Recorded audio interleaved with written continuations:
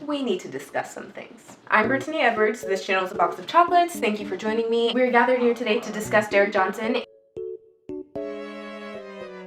and his wife's forgiveness, as well as a scandalous text that I received this morning asking if there's ever such a thing as too much honesty.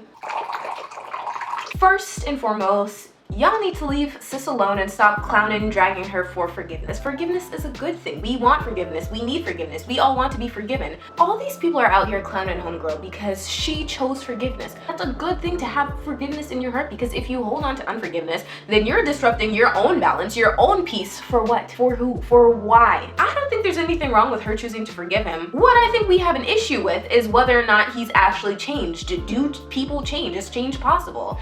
Another thing that I think is important to know and to recognize and to, identify with is that just because you forgive someone doesn't mean that you have to invite them back into your space or invite them back into your life. You can just choose not to hold on to the pain, the hurt, the whatever else that they've caused you, but that doesn't mean that you need to bring them back into your life. You can forgive and keep your distance, 6 feet, room for Jesus, whatever you want to do. It's okay. Like, just because you keep someone out of your life doesn't mean that you haven't forgiven them. Like, that's not what forgiveness looks like. And we shouldn't have like this one view, this one perception, this one perspective on what forgiveness is or means or looks like, because forgiveness is a lot of different stuff. It's not a bad thing that she's chosen to forgive him or that anyone chooses to forgive anyone, because at the end of the day, if you hold on to unforgiveness, your face is gonna break out. And we mentioned that a little bit in my next video that we'll post in approximately 4 business days.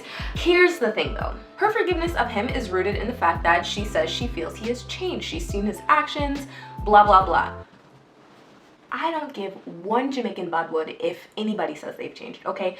What matters is that they've healed. Has he healed? I don't know. I don't know this man from Adam. I've never known him. I didn't even know him before yesterday. I slightly live under a rock. Anyways, what matters is that he's healed. Like, there's a reason why people go into this space of sleeping around with people. There's something spiritually that's just not fulfilled, healed. There's just something going on with his root chakra. So like, what is causing that root chakra imbalance? So it doesn't matter on the surface how much we've seen his actions change, because through Western medicine, we know that a lot of the times healing is on the surface, right? Like, it's not actually deep and long lasting. That's literally exactly what we see when you take an Advil for a headache or a migraine or a whatever. That's not,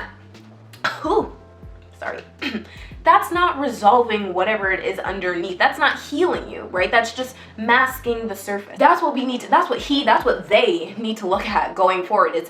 Is this healing from the root, or are you taking Tylenol to mask your headache or whatever other symptoms? I mean, I don't know. I literally don't know these people. I have never seen them in my life before yesterday. So, take this all with a grain of salt. But I just think that ultimately this can apply back into your life, potentially. Then there's this other part of the fact that sex is a very spiritual thing. You're literally exchanging and merging energies with people. So when you do that with a Krispy Kreme donut box full of people, you have Krispy Kreme donuts box worth of crust. Sorry. you have a Krispy Kreme donuts box worth of crust, stale bread, and unforgiveness, pent up whatever, whoever knows how many bad eggs were in all those other donuts. We don't know if the milk was spoiled, but you're taking all that spoiled milk and pouring it down your throat. You're hilarious. This is why I don't film when you're here. So we have to also look at the spiritual entanglement that's happening here, right? Because all of these people's energies are still on him. Has he healed those? Has he gotten rid of those, dissolved those, taking that away? Because now anything that he has with those people are inadvertently impacting his wife, because they're also, entangling. Now she is being impacted by all of the whatever and whoever and what else ever he's been battling with.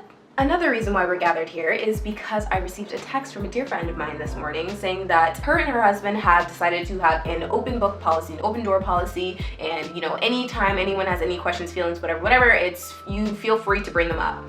And she asked me if I think that there's ever such a thing as too much honesty, or if too much honesty is a bad thing.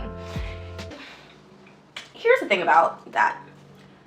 Don't ask people if they're thinking about cheating on you. Don't ask people these questions. Don't ask anything that's on your mind like that, because what you're doing is you're taking your focus away from what's important, which is the fact that somebody is feeling vulnerable and insecure in the relationship, and that's what you need to be asking and navigating. So it's not, have you thought about cheating about me? It's, I feel insecure and vulnerable in this situation or in this relationship, and I want to navigate, I want to unpack, I want to see where that's stemming from, because that's what's at the root of the question. Like, it doesn't really matter if you ask the question, have you ever thought about cheating on me? Because then what that does is like it opens up this really kind of like awkward conversation that doesn't really get at the root. It doesn't really solve that feeling that you're having, which is the insecurities in your relationship.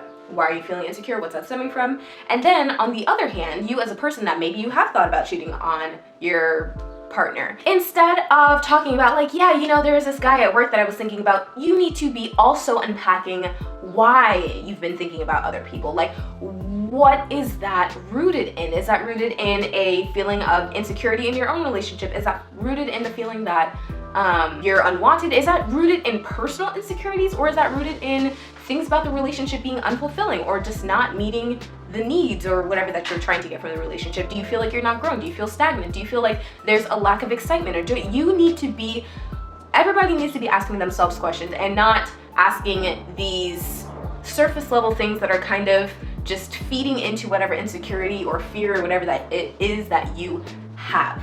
A lot of the times we're like tiptoeing around things and causing more problems in the long run because, you know, quite frankly, we're not asking what we need to ask, what we want to ask. We're not getting underneath anything. I think that's about it. So I'm not even gonna begin to unpack all of the hypocrisy and the whatever that's there, because I mean, honestly, I never followed this guy. I never saw his other stuff, but I did see this one thing that was like, dudes quick to debate if a woman is marriage material when they can't even be faithful material in their relationship. And then his caption is, if I'm lying, tell me I'm lying, with an ellipses.